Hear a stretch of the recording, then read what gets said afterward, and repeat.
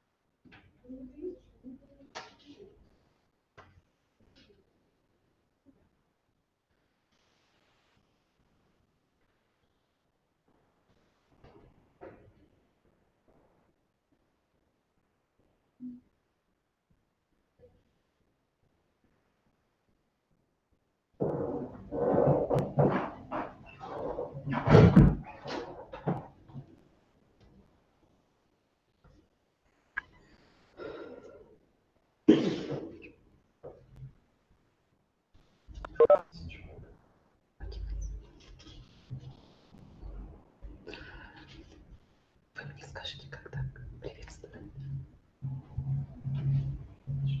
Мгм.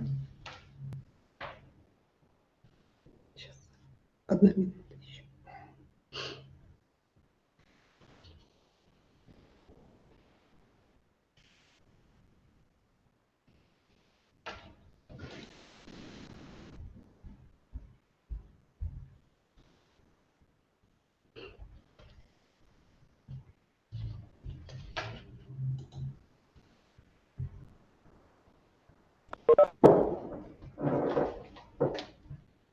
Так, можно начинать, наверное, да? Добрый день, уважаемые коллеги. Мы начинаем наш вебинар «Составление библиографической записи на составную часть краеведческого ресурса модуля каталогизация программы АПАК Глобал». Меня зовут Светлана Ивановна Худяева. Я работаю в отделе краеведческой и национальной литературы Национальной библиотеки Республики Коми, координирую создание сводного электронного краеведческого каталога. Сегодняшнее занятие у нас продлится ориентировочно 1 час 20 минут. Может быть, в зависимости от ваших вопросов, может быть 1 час 30 минут. Вопросы вы можете писать в чате. Если не отвечу сразу, то по прошествии нашего занятия обязательно каждому подготовлю ответ и отправлю. Итак, вопросы задаем, пишем в чате. Начинаем. Какие вопросы сегодня мы с вами разберем?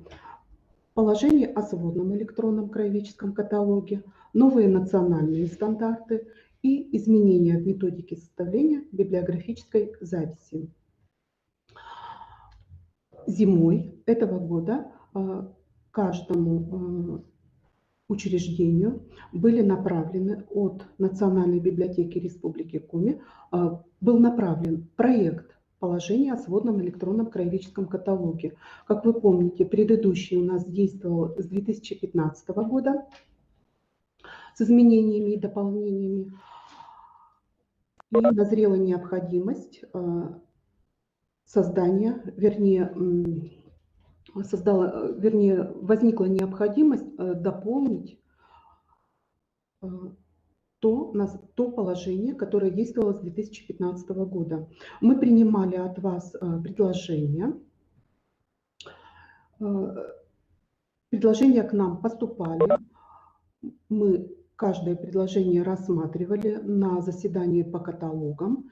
И в настоящий момент у нас утверждено положение о сводном электронном каталоге от 10 марта 2021 года. Утверждено приказом директора Национальной библиотеки Республики Коми от 23 апреля 2021 года. На экране вам видно месторасположение данного положения. Большая просьба. Я озвучу еще раз. Это сайт Национальной библиотеки Республики Коми, раздел «Коллегам», подраздел «Методические материалы» и наша рубрика «Библиографам». Вся документация собирается там. И еще раз напоминаю о данной рубрике, где вы можете взять вот это новое утвержденное положение, распечатать и положить в свою папку с документами по нашему сводному электронному краеведческому каталогу. Какие мы основные изменения внесли в данное положение? В первую очередь мы дополнили термин «краеведческий документ». В связи с тем, что после 2015 года, после первого нашего положения о сводном электронном краеведческом каталоге, вышло руководство по краеведческой деятельности, даже два руководства по краеведческой деятельности. Первое – это центральных библиотек, и второе касается уже муниципальных библиотек, руководство по краеведческой деятельности общедоступных публичных библиотек 2018 года. Мы соотнесли то руководство с терминологией, принятой в нашем положении о сводном электронном краеведческом каталоге. На экране вы видите определение, что такое краеведческий документ. Вот это главное содержание, которое должно быть в электронном краеведческом каталоге. То есть это документ, либо статья, да, это документ, полностью посвященный определенному краю, или содержащий значительные по объему или ценности сведения о нем. Вот во главу угла эта терминология должна присутствовать при отборе документов в сводный электронный краеведческий каталог. Итак, какие еще изменения, кроме терминов? Мы актуализировали список документов, поскольку вышли и новые ГОСТы, и возникла также необходимость изменить порядок взаимодействия отделов Национальной библиотеки Республики Коми по формированию каталога, поскольку у нас возникли новые структурные подразделения, либо были объединены несколько других структурных подразделений. Положение просьба распечатать и положить в свой пакет документов. Итак, приступаем ко второму вопросу. Новые национальные стандарты. Напомню, что вышли у нас два новых национальных стандарта. Первый – это библиографическая запись, библиографическое описание, общие требования и правила. И второй ГОСТ 7.0.99 2018. Реферат и аннотация, общие требования. Где можно брать, если до сих пор еще не взяли и не распечатали данные стандарты, мы пользуемся общедоступным ресурсом «Электронный фонд правовых и нормативно-технических документов». На экране вы видите адрес, по которому можно перейти в данный ресурс. Итак, подробнее разберем, какие же изменения, относящиеся к созданию библиографической записи в электронный краеведческий каталог, какие изменения мы используем в данных стандартах. Сейчас подробно разберу. Итак, первый ГОСТ, да, наш основной ГОСТ 7.0.100 2018 утвержден приказом Федерального агентства по техническому регулированию и метрологии от 3 декабря 2018 года. Введен в действие с 1 июля 2019 года. Второй ГОСТ введен в действие, второй ГОСТ – это реферат и аннотация, общие требования, введен в действие с 1 января 2019 года. Мы строго следуем нашим национальным стандартам. Напомню, что это национальные стандарты, поскольку записи мы создаем в том числе и для сводного электронного краеведческого каталога, конечно же, мы должны строго соблюдать наши национальные стандарты. Итак, вот я подготовила перед вами сопоставительная таблица изменений. Мы приступаем по порядку. Да? Работаем с первым национальным стандартом, который я упоминала, библиографическая запись, библиографическое описание 7.0.100 2018. Ранее действовал, вы видите, с левой стороны ранее действующий стандарт по библиографическому описанию. С правой стороны, в правом столбике, вы видите наш ныне действующий. Итак, мы видим, что добавилась новая область. Она располагается в самом низу. Область вида содержания и средства доступа. Да? Изменились названия областей. Если в данном случае мы видим, вот, например, область ранее называлась область выходных данных, 4-я по счету слева, да? Ранее действовавшей. Сейчас это у нас называется область публикаций, производства, распространения и так далее. Область серии добавилась, да, и мы видим, что сейчас эта область называется область серии и многочастного монографического ресурса.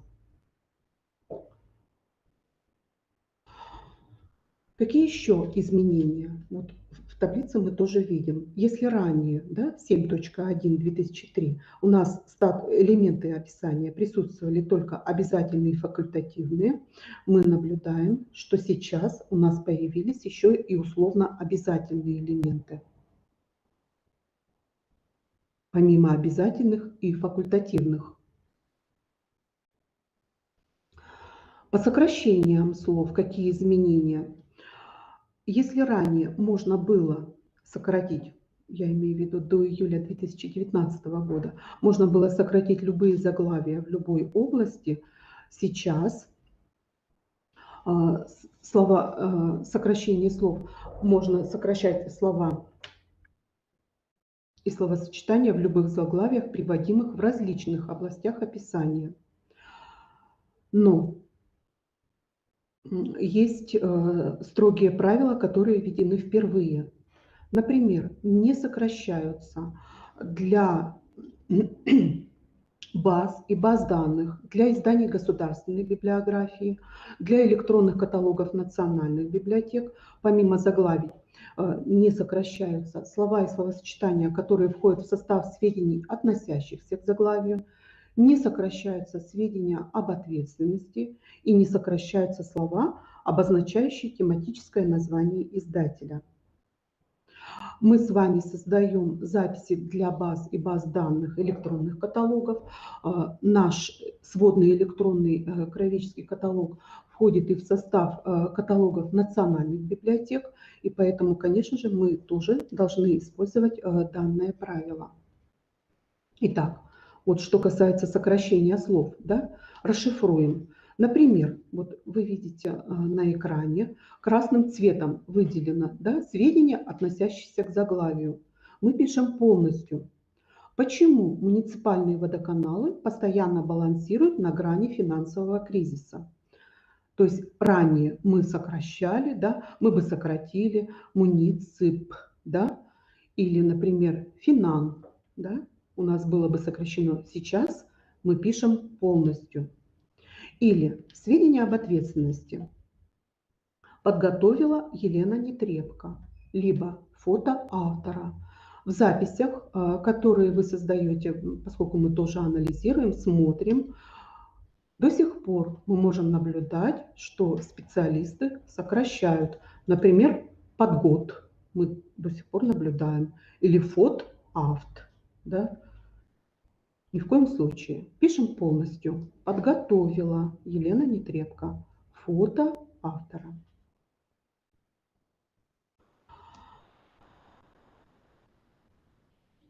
Так, какие еще изменения? Что касается авторов. В настоящий момент отменено правило 3. Да? Если мы приводим имена и 1, 2, и 3, и 4 авторов. Но если 5 и более авторов, то мы приводим имена первых 3 и в квадратных скобках сокращение ИДР. Вот ниже вы видите примеры. Я напомню, да, сведения об ответственности – это у нас 200-е поле в программе APAC Global. Итак, если у нас 4 автора, такое тоже встречается, мы приводим в 200-м поле в первых сведениях об ответственности всех 4. Так. Следующее. Что касается организаций, тоже изменения. Ранее действующим ГОСТе 7.1/2003 мы приводили сведения обо всех организациях, которые были указаны в источнике информации. Сейчас же мы приводим только наименование одной или двух организаций. Причем в ГОСТе сказано, что при подсчете за единицу принимают организацию со всеми ее структурными подразделениями, а также вышестоящие организации. Вот как пример вы видите внизу, я привела, вернее написала. Смотрим. Министерство культуры, туризма и архивного дела Республики Коми, Национальная библиотека Республики Коми, отдел краеведческой и национальной литературы. Казалось бы, почему мы перечислили все три через запятую, все три организации, да, с подразделением отдел краеведческой и национальной литературы. Но мы читаем, перечитываем ГОСТ, и там написано: при подсчете за единицу принимают организацию со всеми ее структурными подразделениями. У Национальной библиотеки Республики Коми структурное подразделение отдел краеведческой и национальной литературы. Это единица, да? А Министерство культуры, туризма и архивного отдела Республики Коми – это вышестоящая организация. И мы видим, как пример, здесь всего приведена одна единица. То есть мы смело можем еще и вторую, да, организацию с ее структурными подразделениями. Да? Если, конечно, есть такие примеры, да, и в вашем опыте такие примеры встречаются при росписи изданий. Так, следующее. Другие категории. Сейчас приводим имена одного или двух других лиц каждой категории. При наличии информации о трех и более лицах приводим имя первого лица каждой категории и в квадратных скобках даем сокращение ИДР. В частности, мы видим, да, что среди примеров составители КД Полякова, ТВ Абышева.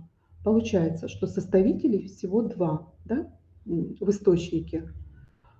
Художники ТВ Абышева, ИДР. Да? Значит, художников 3 и более. Вот по данному примеру мы можем это сообщить. Следующее. Вид описания.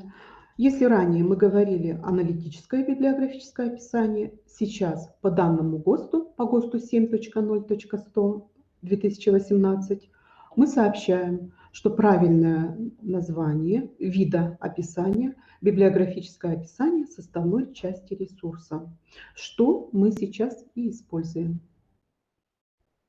Итак, приступаем к расшифровке. Какие же изменения в данном ГОСТе мы внесли в нашу программу, в программу APA Global?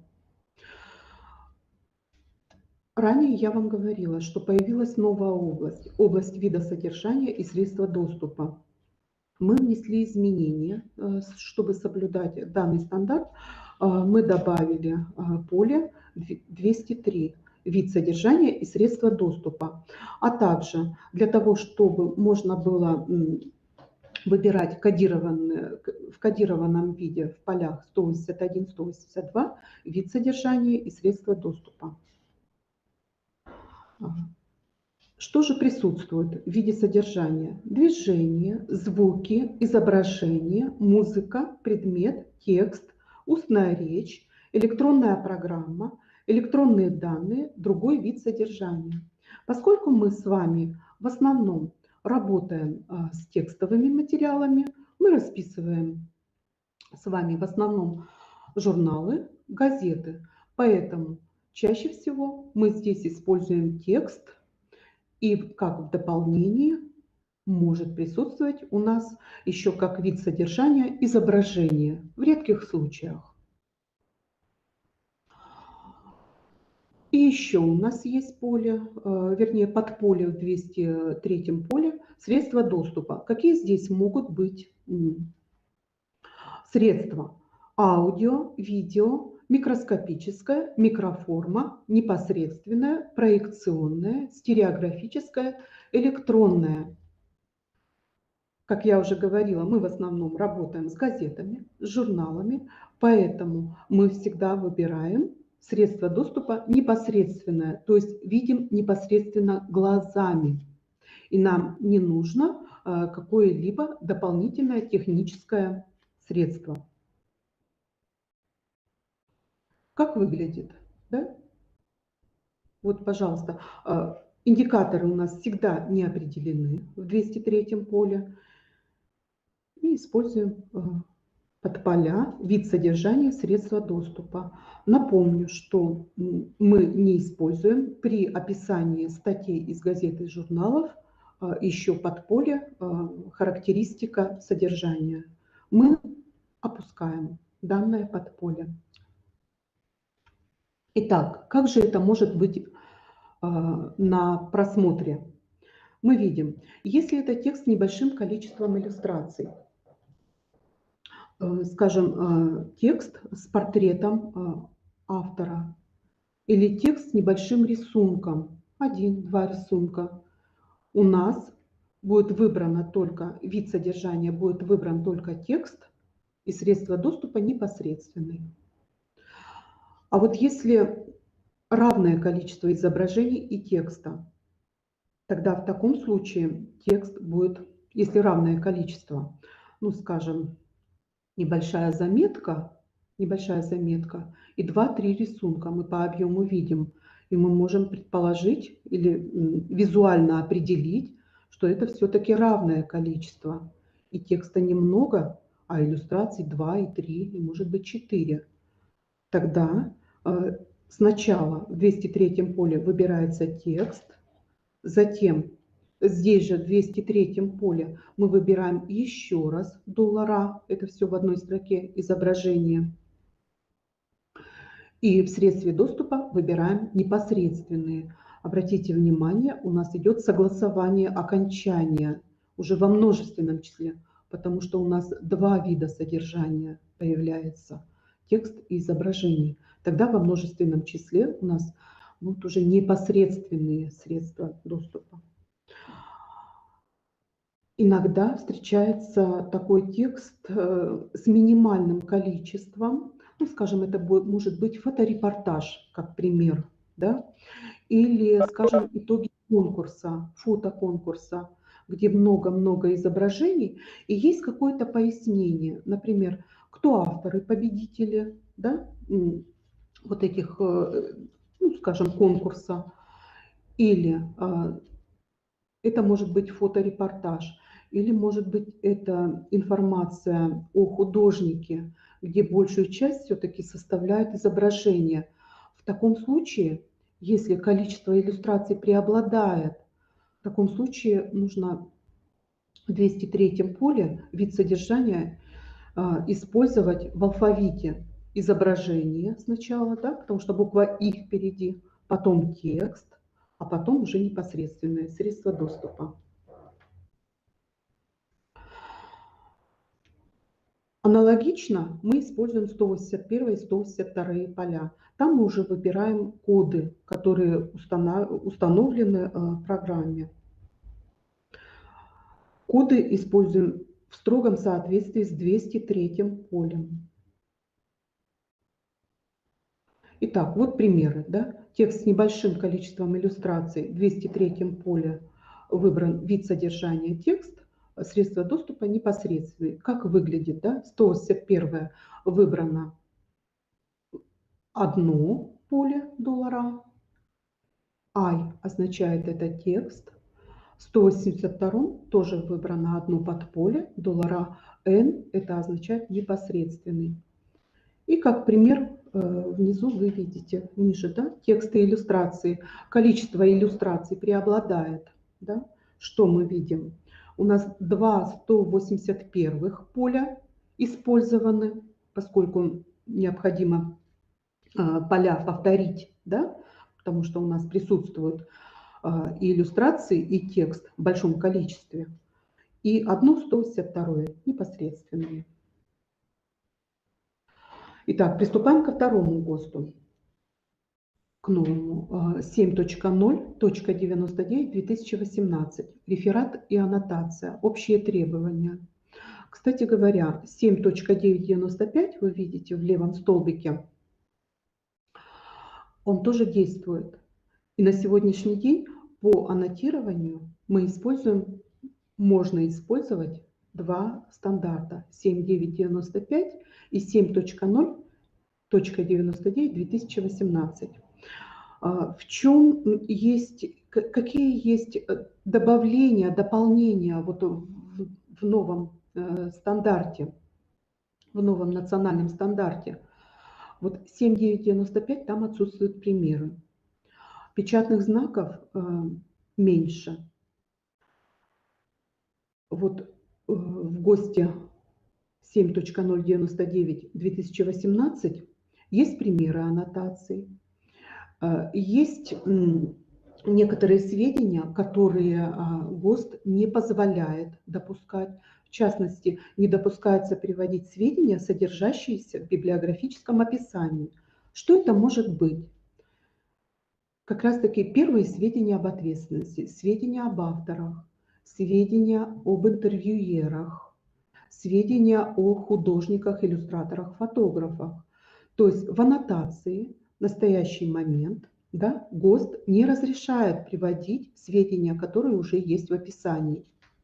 Поэтому ошибочно будет сообщать фамилию, имя, отчество, которое уже приведено в 200-м поле, скажем, в первых сведениях об ответственности, последующих сведениях об ответственности и так далее.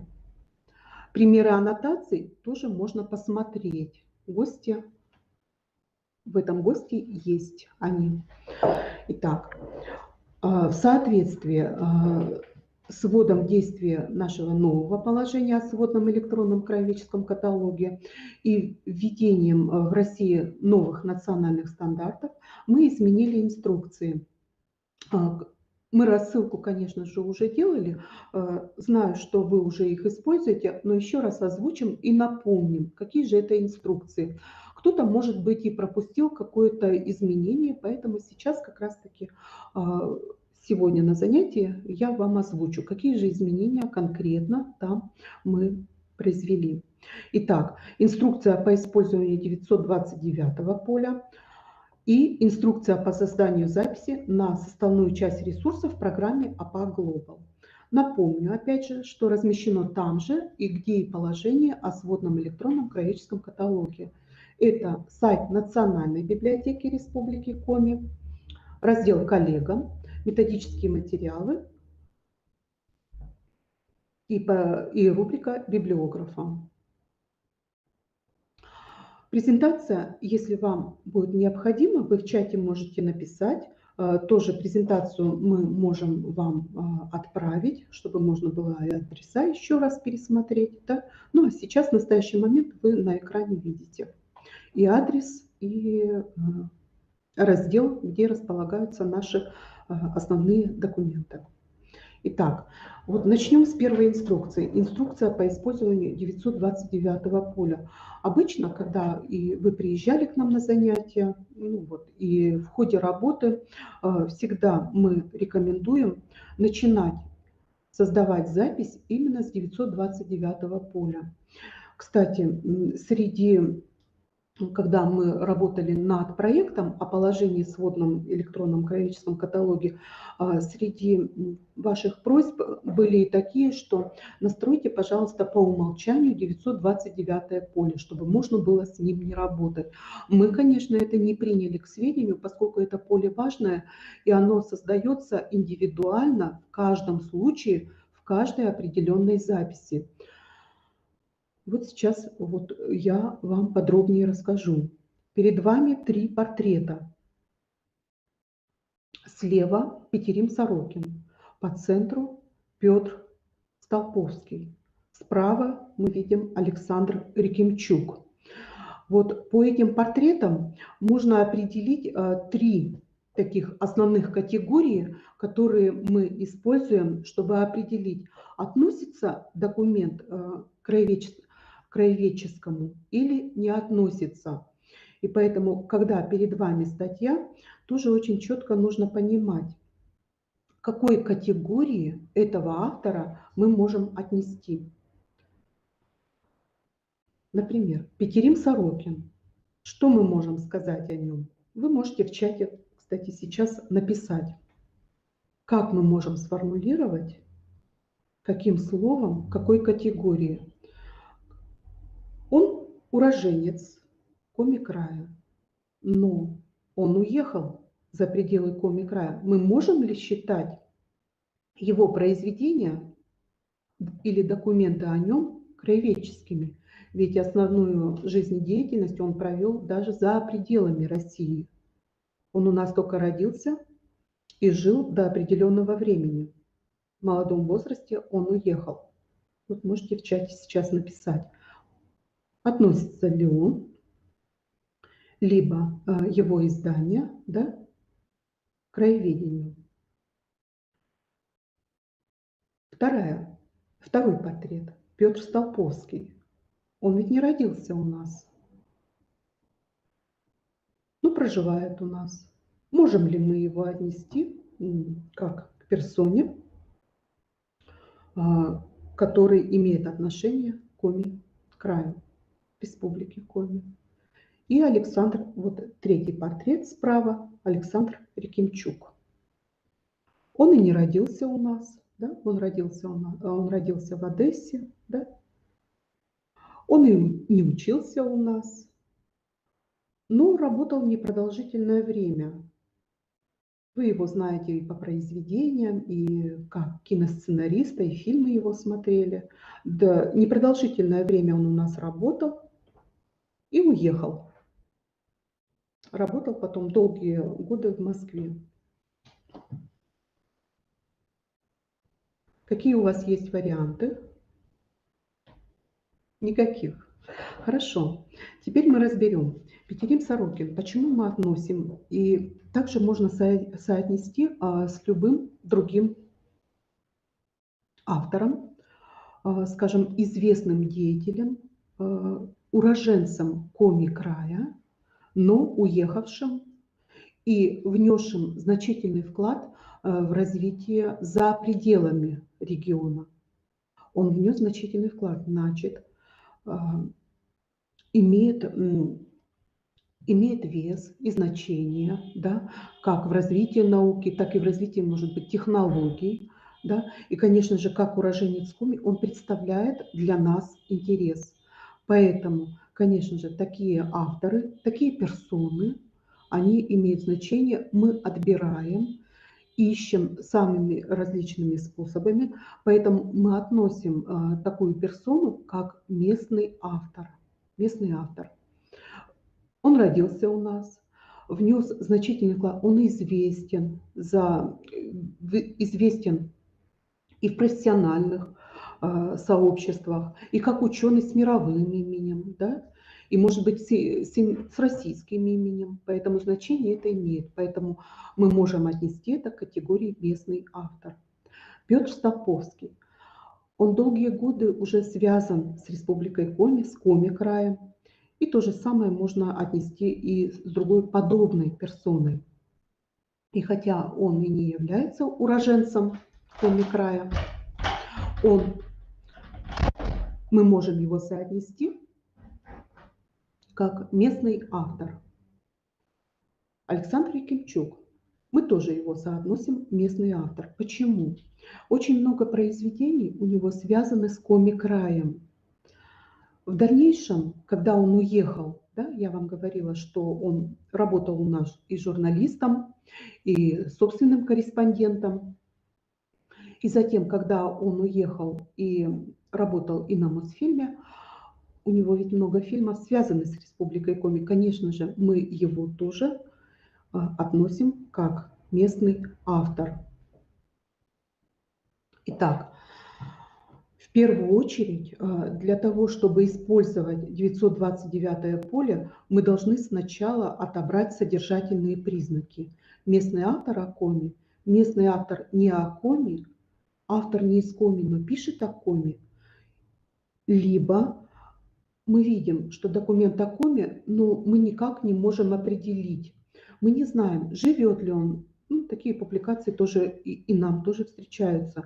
Вот для этого содержательный признак в программу мы заложили. Документ о коме, то есть принадлежность автора к коме мы никак не смогли определить. То есть усилия приложили, и были попытки и связаться, но, скорее всего, связь не наладилась или никак не смогли найти контакты.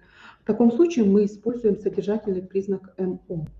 И если публикация вышла под заглавием, в таком случае мы выбираем. Если ни один из этих содержательных признаков мы не смогли определить, в таком случае 929 поле не должно быть использовано. Не должно быть.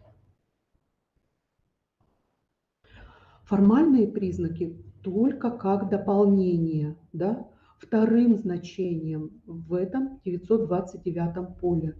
МИ – местное издание, РР издано в России, то есть за пределами Коми, так называемая центральная печать, российская печать. Экстериорика – это если издано за пределами России. И переводной документ. Скажем, перевод с коми языка на русский, перевод с коми языка, скажем, на французский, либо перевод с французского или с любого другого языка на коми язык. Почему вот это значение еще необходимо? Поскольку и у нас в Национальной библиотеке Республики Коми и в других библиотеках такие проекты встречаются, скажем, переводы коми-авторов, да, переводы коми-авторов, переводы с коми-языка, коми-литературный язык и так далее, и так далее. Так вот, мы же знаем, что у нас каталог является такого многоцелевого использования. Каталог используется и в реализации проектов, и в создании, используется и при создании указателей. Поэтому, если такой случай возникнет, не то что случай, а будет реализован проект, скажем, по переводам, когда используется такой признак, можно по этому признаку легко найти при поиске в программе. Итак, в первую очередь отбор по содержательному признаку, а формальный признак используется дополнительно. Вот как пример, если это местный автор, вы знаете, что, скажем, автор мы можем отнести по содержательному признаку к местному автору. Да? Чуть вот выше я уже говорила, да, к кому мы относим, к местным авторам. И опубликовано, скажем, в местной печати. Да? Редакция располагается вот, в райцентре, либо в районном городе. Чуть ниже, да, вот, документ о коме под заглавием вышло, поэтому МЗ, да, значение, издано в России, скажем, в российской газете, и переводной документ, перевод с коми или на коми язык. Здесь мы видим, что в 929 поле уже выбрано 3 значения. Часто встречались и при общении с вами, и на предыдущих занятиях, когда у нас была возможность еще проведения очно с вами, вы приезжали к нам, и мы занимались, встречались вопросы, а что же такое коми? И поэтому вот я 4 вопроса такие составила, и перед вами на экране вот эти 4 вопроса, они видны. Скажем, участие в Великой Отечественной войне. Иногда библиографы спрашивали, а разве мы можем это отнести к коми? Ведь это же Великая Отечественная война, и речь, скажем, о фронтовике и его воспоминания о фронте, да? Скажем, о солдатских буднях, о военных буднях. Ведь Великая Отечественная война была за пределами коми. Вот. Ну, конечно же, содержательный признак о коме. Ведь фронтовик этот живет и рассказывает о себе.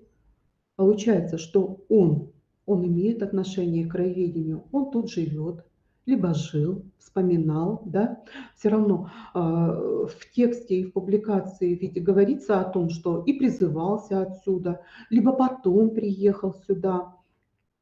И, конечно же, это имеет отношение к коме. Либо соревнования организованы за пределами коми. Казалось бы, почему мы можем это отнести к краеведению?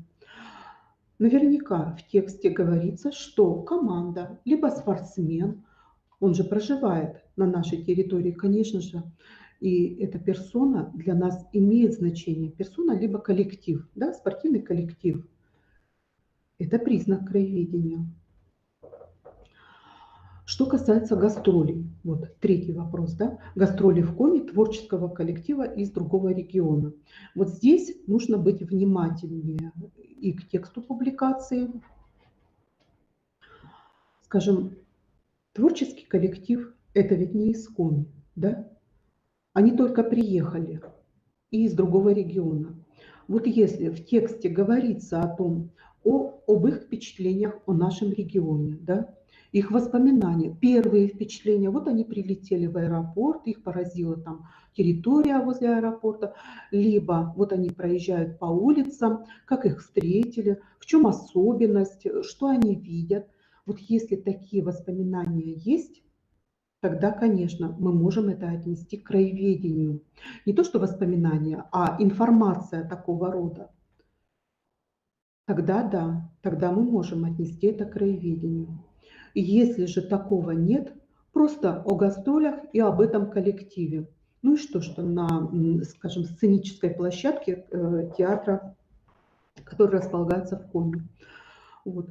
Тогда 929 поле мы уже можем не использовать. Расписали? Да, хорошо. Потому что такой поезд может быть. Но для краеведения в таком случае, если ничего не сказано об их, скажем, впечатлениях о коме, да, этого творческого коллектива из другого региона, тогда, конечно, к краеведению мы это не можем отнести. Либо вот еще четвертый вопрос. Результаты научного исследования. Научное исследование не связано с Коми. Автор, мы просто знаем, вот, что он бывший житель Коми. Так вот, к краеведению это мы вряд ли тоже это можем отнести. Если мы не сможем отнести, если это, конечно, не ученый с мировым именем и не подпадает под категорию местный автор. Да? Ну, просто вот он жил у нас непродолжительное время, да? Связь потерял, да, с республикой Коми, скажем, да и исследование не связано с Коми. Тогда да, конечно, мы тоже не используем 929 поле, поскольку мы не сможем содержательный признак никакой выбрать для этого.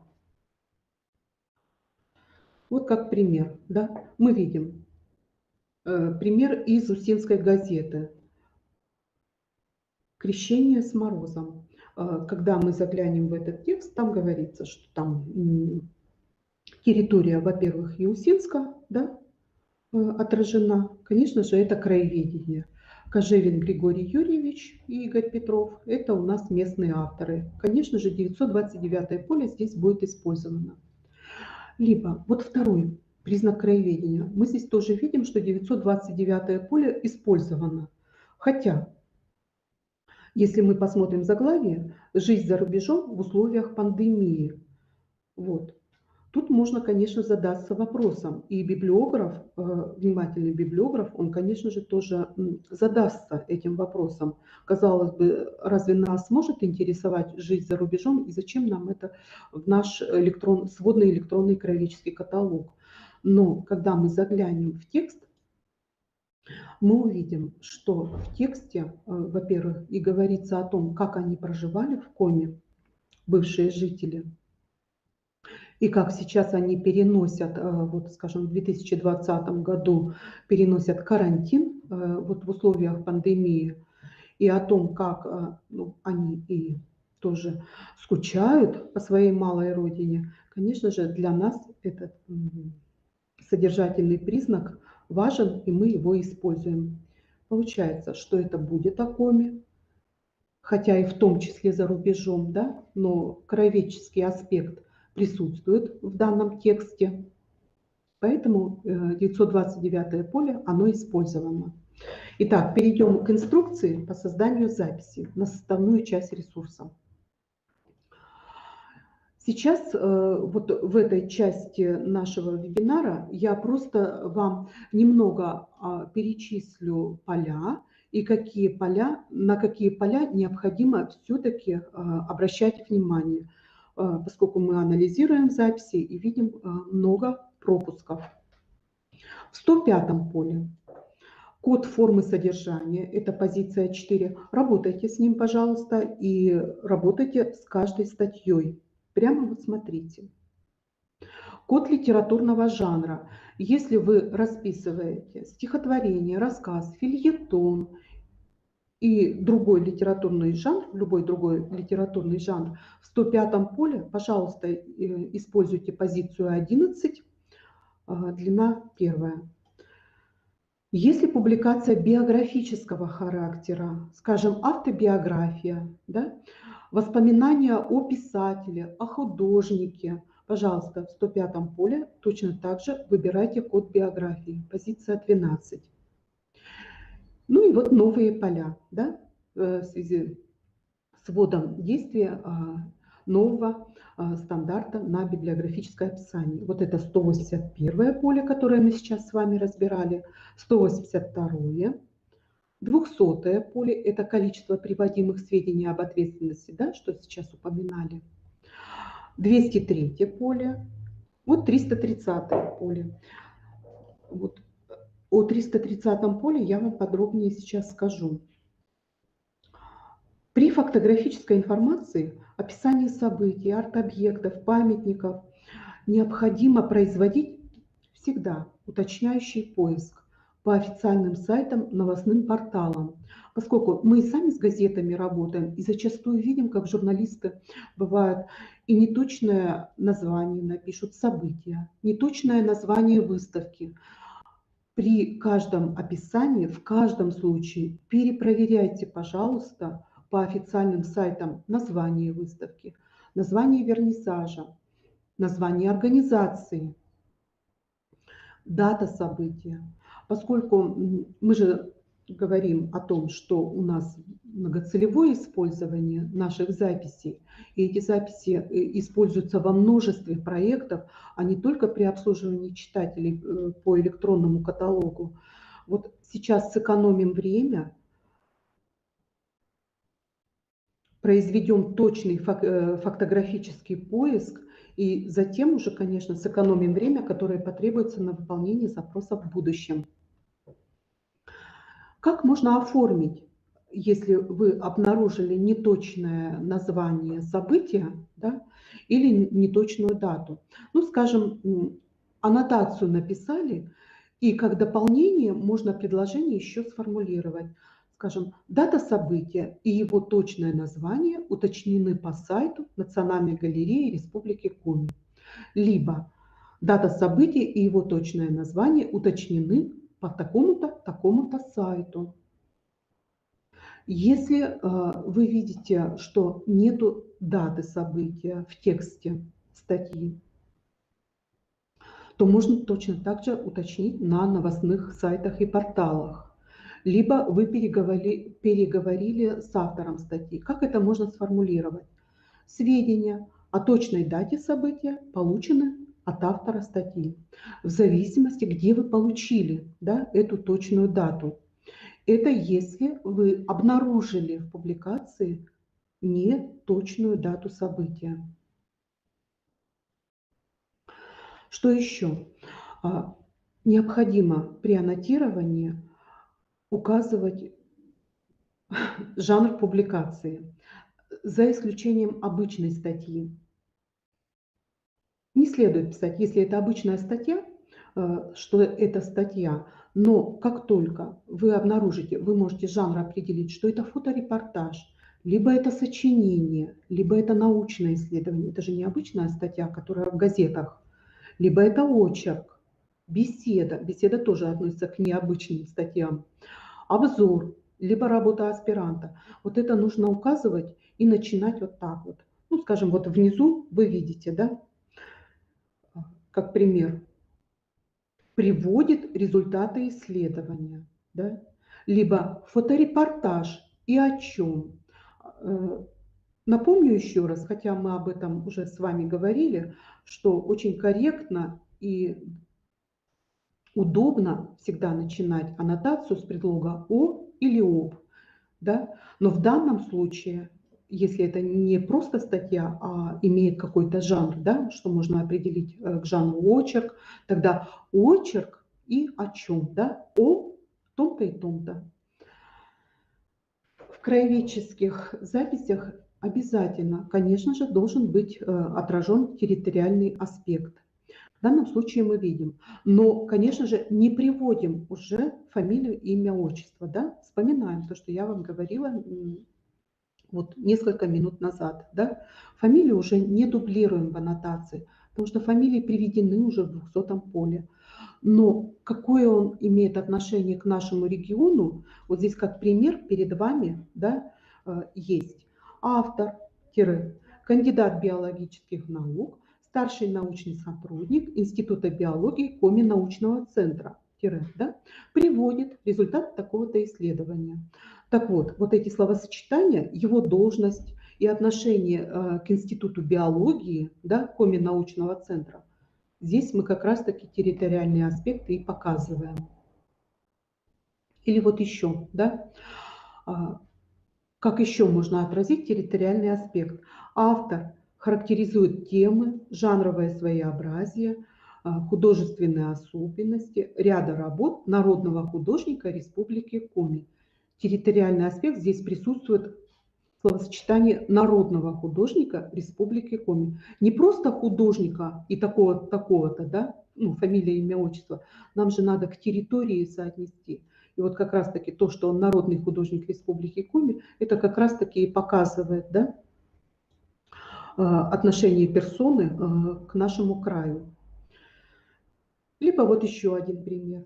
Раскрываются этапы жизненного и творческого пути коми-композитора. Ну и вот, и что конкретно, да?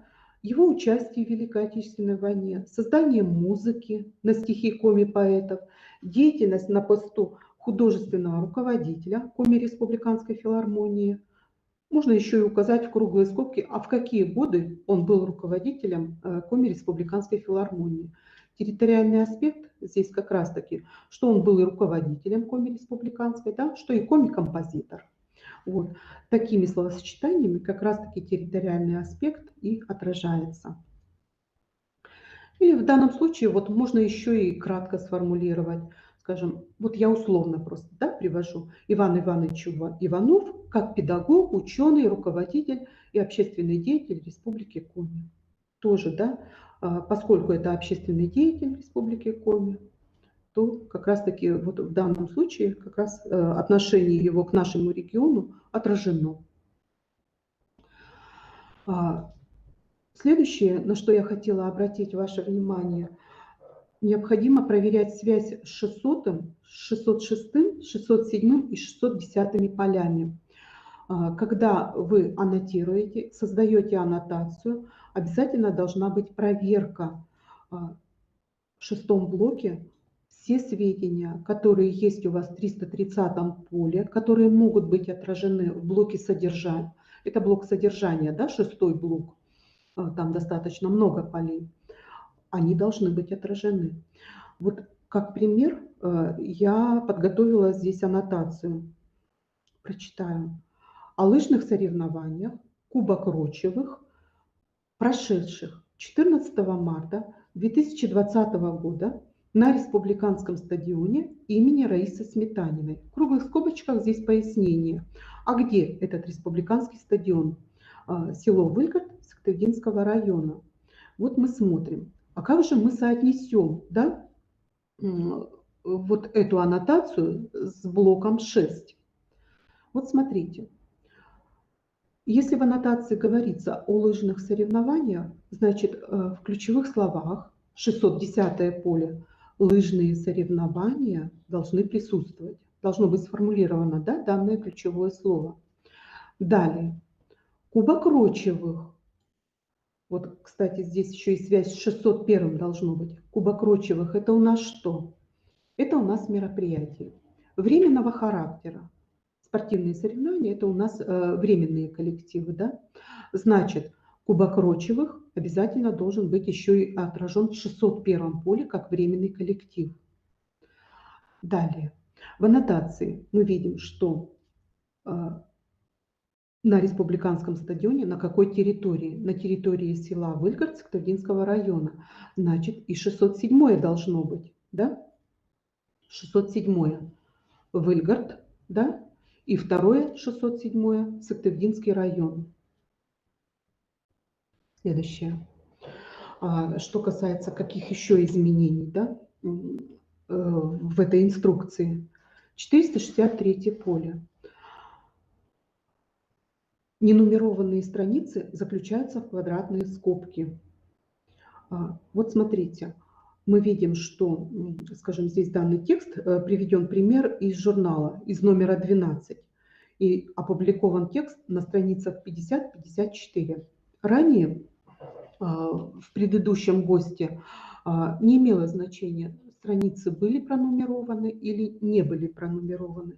Сейчас в ГОСТе это прописано, что если текст продолжается на непронумерованной странице, значит необходимо заключить квадратные скобки. Напомню, что мы страницы не указываем, если в издании 8 и менее страниц. У вас у очень многих в росписи газеты, которые имеют как раз-таки вот такое малое количество страниц, поэтому у вас $В в 463 поле не используется. Но если выпуск какой-то газеты, знаем, что уже и 9, и 10, и 12 страниц, конечно же, на какой странице опубликована статья, нужно указать. Какое еще изменение в инструкции? 600 поле. Ранее мы имена литературных персонажей заносили в 610 поле, как ключевое слово. Сейчас же оно используется и заносится в 600 поле. То есть кроме реальных лиц заносятся имена и литературных персонажей и других вымышленных лиц. В $А, конечно же, без фамилии, если это, например, Гирков, да, ну, фольклорный образ, просто, да, но, конечно, в крупных скобках с пояснением. Что это? Литературный персонаж, фольклорный образ, да, герой сказки, ну и так далее. Если персонаж литературный с фамилией, именем, отчеством и полностью ему посвящено произведение, то в соответствии с подполями, которые есть в данном поле. Обязательная проверка на наличие авторитетного файла в 600 поле. Наверное, вы все знаете и нет смысла говорить, ну, напомню на всякий случай, каким образом мы проверяем наличие авторитетного файла. Мы подводим левой кнопкой мыши к цифровому обозначению поля. В верхней строчке мы видим поиск в АФ, нажимаем, да, и выходит перед нами таблица. Мы проверяем, подходит это имя нам или нет. То есть соответствует этой персоне или нет. Вот если авторитетный файл отсутствует, мы производим поиск полного имени и отчества, года рождения, либо года рождения и смерти, если персоны уже нет в живых. Для чего необходимо искать поиск полного имени и отчества? Чтобы избежать дублетных либо сведений, либо причисления к другой персоне, ошибочного причисления, да? Ну и множество других причин, поскольку можно в будущем уже и не найти отчество. Сейчас у нас, например, есть все возможности, пока мы расписываем новые газеты, пока и персоны можно уточнить у кого-то, с кем, у кого можно уточнить, кто знает эту персону. В 600 поле $С Ну, я смотрю, что очень-очень используется активно, но, конечно же, тут надо, чтобы не засорять словарь, тут нужно очень осторожно использовать доллар С. В основном оно необходимо для указания ученой степени. Ну, например, доктор исторических наук. Мы используем госсокращений, слов и словосочетаний на русском языке. Поэтому вы видите здесь как пример др. Ист. Наук. То есть не полностью мы пишем в доллар С доктор исторических наук. Сокращаем по ГОСТу сокращений. Когда еще мы используем доллар С? При неустановленном отчестве. Вот в таком случае как раз-таки, да, как раз-таки нужно доллар С использовать, даже если персона не имеет ученую степень. Да? Ну, скажем, библиотекарь, да, должность хотя бы. Не должность, а род деятельности. Библиотекарь, педагог, учитель. Ну, если никаким образом не нашли год рождения и не смогли расшифровать полное имя и отчество. Аналогично 601, 602 только сначала наличие авторитетного файла и только потом самостоятельное внесение сведений, если нет авторитетного файла. В обязательном порядке, если есть наличие, да, авторитетного файла, связываем, да, и все. Больше никаких изменений не вносим, да, в связанное поле. Что еще? Какое изменение? Ранее в инструкции у нас было прописано, что мы не используем 604 поле, если публикация посвящена документу, книге, скажем, которая имеет автора, либо нескольких авторов. Сейчас мы вновь используем это 604 поле. Наши программисты настроили, и поэтому у нас есть возможность использовать вот это необходимое поле, которое и нужно было. Дополнительно, конечно, сведения об авторах и авторе мы используем в 600 поле. Новое. Что новое? 606 поле.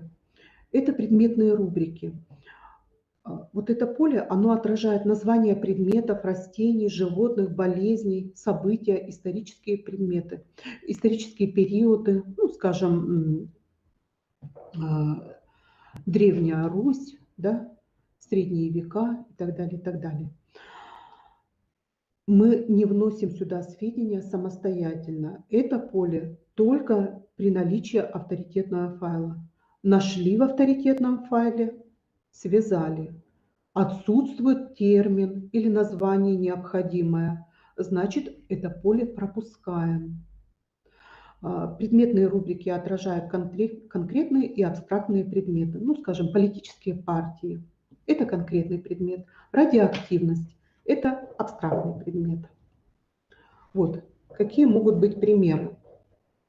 Скажем, COVID-19. Да? В 606 поле эта предметная рубрика уже присутствует, уже есть. Поэтому мы его используем. 610 COVID-19, я имею в виду на латинице, уже не заносим. Да? Но возможности такие, и мы поиск уже сейчас настроили и в сочетании и предметных рубрик, и ключевых слов. Поэтому даже если читатель, либо вы будете вести поиск на официальное название, мы знаем официальное название, оно заносится на латинице, COVID-19, ключевые слова на латинице уже нет смысла заносить, потому что настроен уже поиск и по 610 полю, и по 606. В любом случае, если в ключевых словах вы поиск наберете на латинице, результат поиска уже будет и уже будет дан. Но необходимо будет продублировать на транскрипции на русском языке. Потому что в 606 поле мы можем предметную рубрику только официальное название дать. COVID-19 на латинице.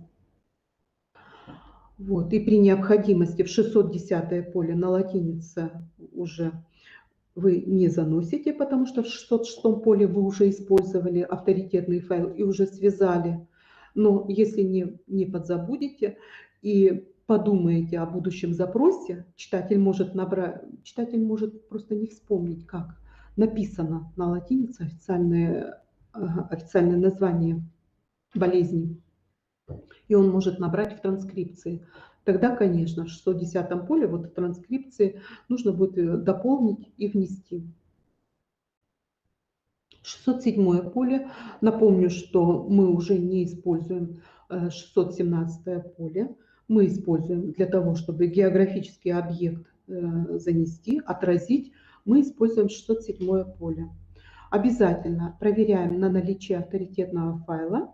При отсутствии заносим самостоятельно уже по методике. То есть методику смотрим, читаем.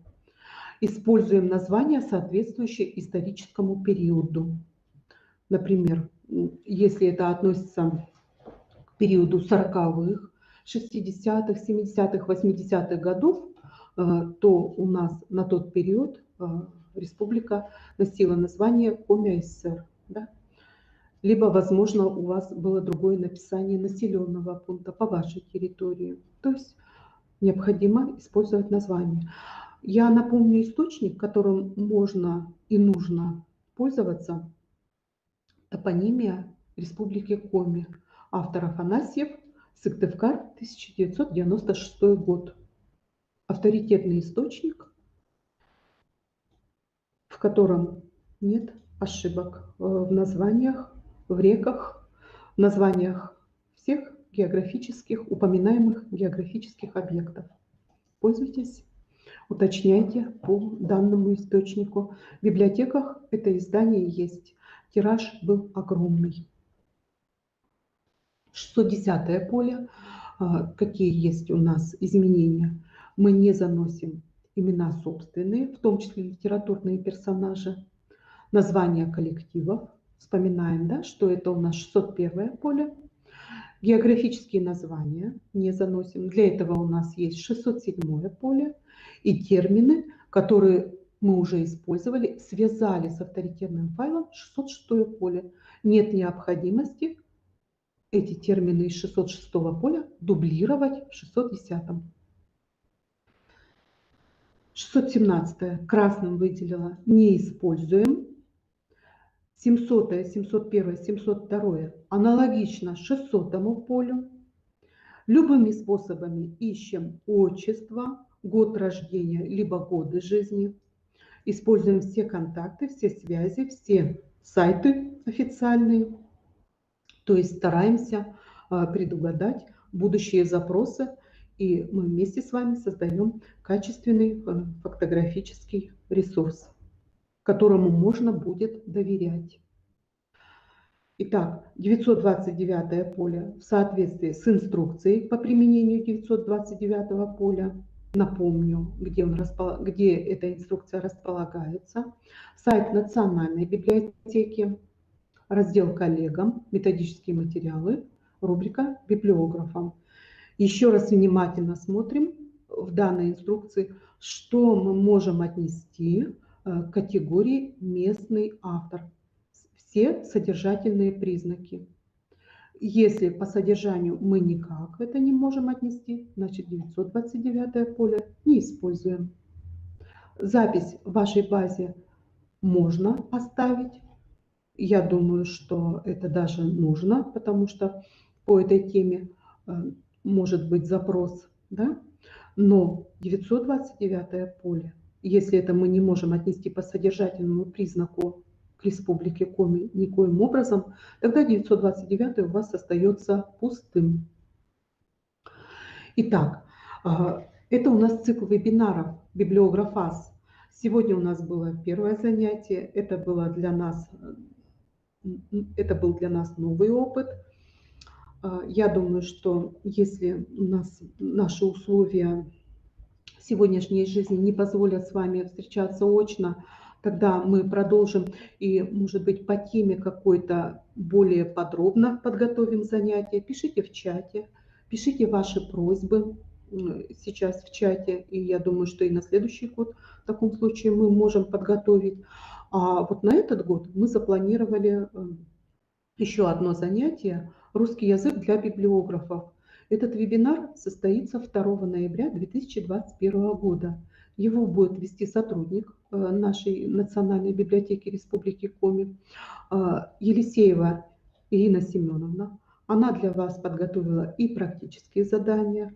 И вот это следующее занятие состоится вот во вторник, вот в самый ближайший вторник. Также мы начнем в 10:00. Пожалуйста, подключайтесь. А сейчас, если есть какие-то вопросы, мне сообщат, я вам тут же отвечу. Либо, если не смогу ответить сразу, то подготовлю письменный ответ и вам разошлю. Есть ли вопросы в чате? Вопросов нет. Спасибо. Да, всем спасибо. У нас ушло время 1 час 10 минут. Да. Спасибо. До свидания.